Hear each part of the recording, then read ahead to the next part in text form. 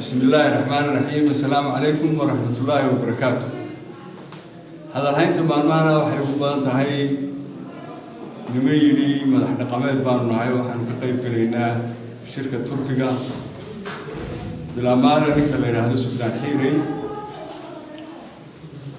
markii aan caruurta ahayn inaan aflaam tagin jirnay film halka ku yaalo national cinema meesha la yiraahdo in ayaashin la yiraahdo carwar aan jiray ayaa aflaam India jirtay oo dawladda waxaan la sii tusi jiray filmka soo socda waxa la oran jiray ataalate markaan weeray baadnay ataalate buu noqday Faransiisa xamar markaan tagnay borsaminta la oran jiray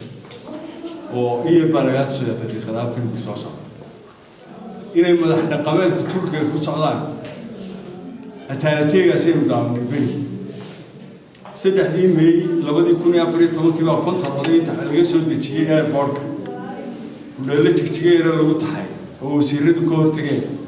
ayaa madaxtooyada inta la keenay Suudaan xir iyo odayaashii dhaqanka loo yeelay dabeedna sida marka riwaayada la dhigay inta riwaayada dhamaan loo dhigay barobada loo daawado oo kale ayaa kulanka Istanbul sidoo u dhacayo ayaa la doonayay in madaxtooyada inaga la inooga dhigo barobadii oo dhacaysa shalay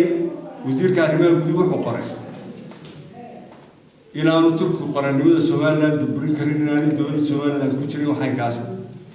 jaraa'idka iyo warbaahinta waxa ku hadlaa muwaadiniinta iyo xisaabaadka mucaaradka ayaa ku hadasha dowladdu kuma hadasho jaraa'idka iyo kamerooyinka iyo waxaas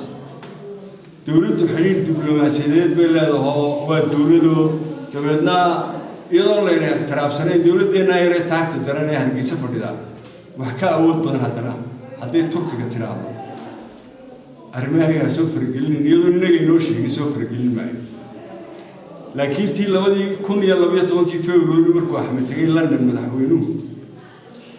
iyaga la ambaday oo 28 June 2014 Dubai iyo Abu Dhabi la tagay waatan hadalkeedu naga hadlaayay xeer baa yaala labada gol ay baaskareeyeen midna waa 2003 midna waa 2011 labadii xeer buu kuwaas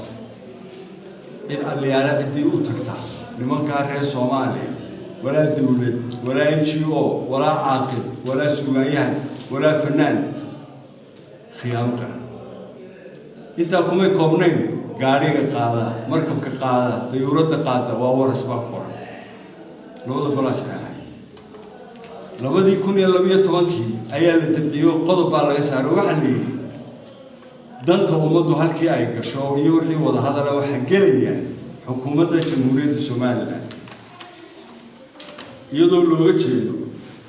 in xukuumadda Soomaaliland ka qayb gasho shir kasta oo loo arko in dani ugu jirto Soomaaliland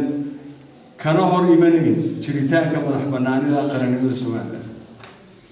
cid kale oo tegi kartaa ma jirto warqadan kale waxa ku taala madax dhaqameedka ay jooyada sidaas oo dhan tegi karayso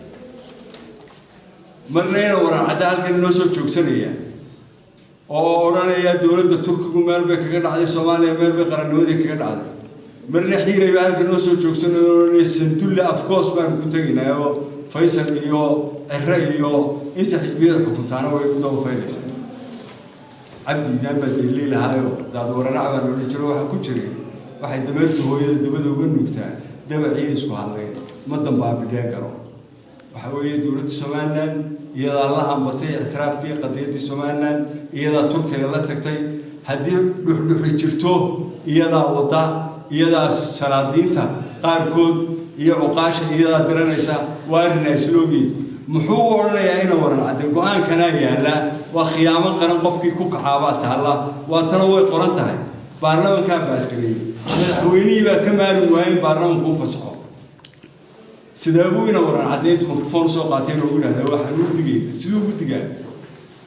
hadii la ixtiraam waa xeerarka dalka u yaala isaguna ma ahaanayo wasiir sharciyad kale oo soconaysa ma jirto waxaan ku boorinaynaa madaxweynaha iyo inta uu adeegtay hoos joogta ee dantu baday ee aan wax qalad sheegi karin